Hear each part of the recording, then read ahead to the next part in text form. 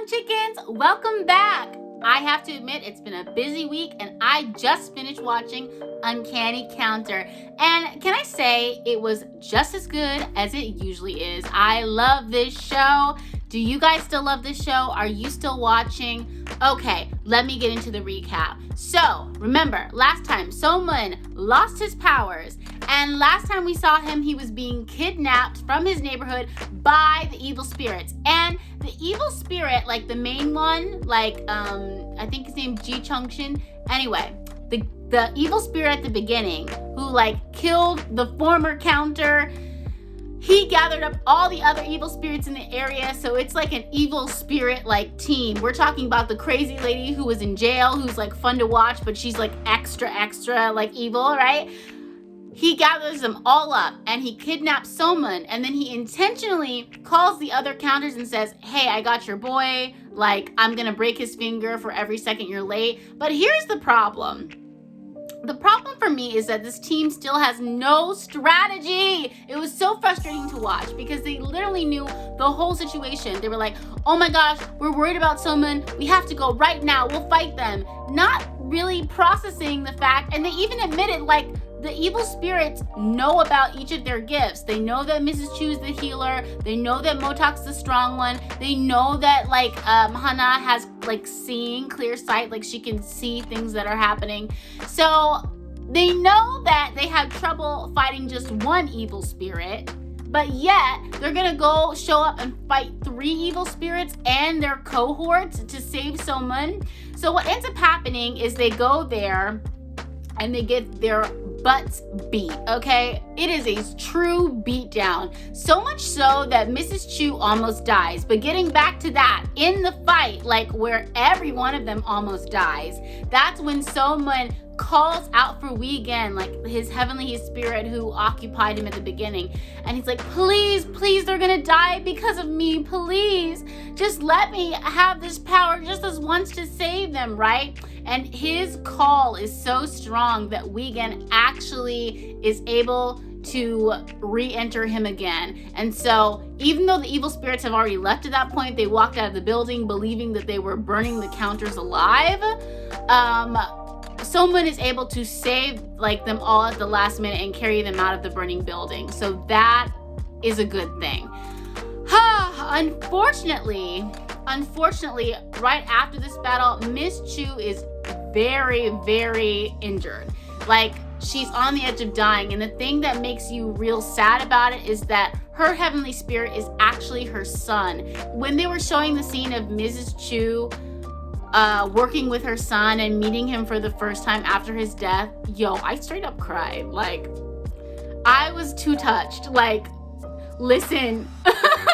But I was also worried for her son, because everybody else are oh, they're gonna go to heaven. But when Mrs. Chu got injured, it seemed like her son was gonna vanish. I'm like, where he gonna go though? Why he can't go to heaven? I don't understand. But anyway, it was a close call because Mrs. Chu came back at the last minute and Suko, her son, was saved. So that's good, but it was super frustrating because again, they had no strategy there. They knew exactly what they were going into and they had no plan. I was like, just take a minute, think about it, think about doing something different. I don't even understand this. Motok gets all of his memories back, right? Actually, at first he gets half back. And then he's able to get all of them back. So he remembers what he was working on. He remembers talking to Somun's dad 7 years ago. He remembers falling off the roof. He remembers all of the details, and Hana helps him with that. Well, he remembers everything, including his ex-girlfriend, the police detective, and so he's really excited. He's like, oh my gosh, of course I remember. I was about to marry this girl. The feelings were real. They were deep, right? So he calls her up and he's like, I've got more information about the case. And also, I remember. And she's like, oh, wait, you remember everything? And he's like, I remember everything. So they're both really happy. They're getting ready, to meet each other. Motok is spraying on the cologne. And I forgot the lady's name. Anyway, she's getting ready. And honestly, this is the first time I've seen her smile, for the entire show. Her face looks completely different. She's really excited. But they know, sorry, that's what I was trying to say. You know that something is coming. As they're getting ready, The music's there, like the way that they edit it together, it's there. You know that something is gonna happen to this lady. Like, did you guys know? Because I totally knew. Like, as soon as they were meeting up, I was like, I just get the vibes, right?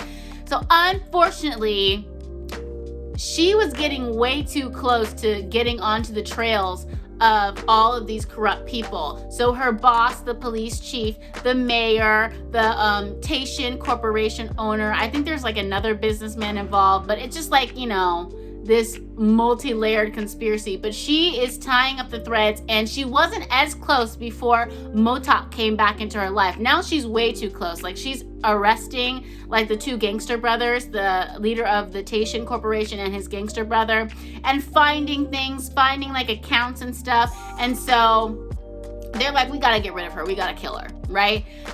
So that's what happens as she is going to go meet Motok.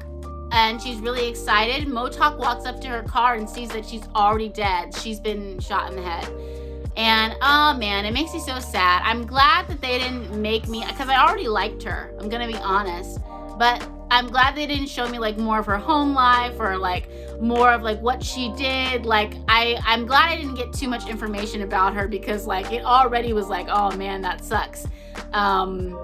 Yeah. She seemed like a good lady trying to do the right thing. And she even turned to her assistant and she said, look, all this information you found, pretend that you never saw it. Like, you gave me the barest of information, because she already knew like her life was in danger. She already knew. She was a smart lady.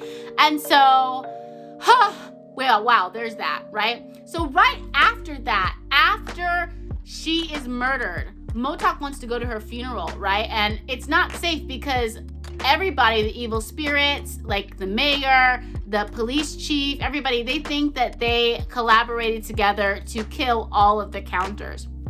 Which, this is something very crucial that I forgot to mention last episode. The evil spirits and the mayor and the Taishan Corporation leader and the police chief, all of the, their little system were working together, and they hired G-Junction to murder all the counters, right? So they think that they've done it. They think that they've gotten rid of all these counters. They're all gone. But Motok wants to go to his, ex-girlfriend's funeral, which is understandable, but it's just not the best strategy. And I'm really happy because finally Soman was there, and Soman was like, Motok went to the funeral, but Soman stopped him from showing his face. And I was so proud of Soman. I'm like, finally, someone on the team has strategy. So finally they sit back and they think about, what are we gonna do? The team finally has strategy, and they decide, we're gonna play their same game. What we're gonna do is we're gonna steal a lot of their money. Like a lot of their money. So I think it was like 5 billion won. So maybe that would be, and it's just a guess, 5 million, US dollars. They're like, we're gonna steal that money, right? So they arrange, like they plant stuff, arrange track cars so they can steal a lot of money from the mayor in particular. And also, in the process of doing that, they are successful in stealing the money, but they also finally find that young woman's body. I think her name is Kim Young Mim. Oh my goodness, why can't I remember this lady's name? Anyway, so they find her body. It's been in a suitcase buried in the reservoir for like many, many years, and they were going to burn the suitcase, but they happened to be tracking the car, so the counters were able to intercept it and get this young woman's body back. And they were able to test the body for fingerprints, and guess whose fingerprints show up on that body? Well, one, the leader of the Taishan Corporation, not that surprising because, like he and his brother were always like gangsters. So like 7 years ago, he murdered a lady, not that surprising. But also the mayor. His fingerprints are on that body. So they both get arrested at the end of the episode. And Soman gets to walk up to the mayor and say, it doesn't end here. I'm not just gonna make you pay for what you did to my mom and dad. I'm gonna make you pay for everything. Okay, so, I was so jazzed. If you guys could, listen, there's one thing that I don't understand. I don't understand how, the young lady whose body was found, oh my goodness, is her name Kim Young Mim? Okay, the young lady whose body was found, I still don't quite understand how she connects up. I know that they killed her, but I just don't really know why they killed her. Does anyone know? I mean, we're watching together, so just let me know. Okay, well, we only have 4 episodes left. That's 2 weeks, and oh my goodness, I'm so excited. Like, it's been such a great drama, and I'm having the best time. Let me know what you guys think of the drama. What were your impressions? What were your favorite parts? Yeah, and if you have that answer to the Kim Young-nim situation, please let me know. And I love you, chickens, and I'll see you next week. Bye! In the morning, in the evening, or sometime in between, I hope that you will see some Lexi on your screen. Subscribe! How does perfection feel, darling?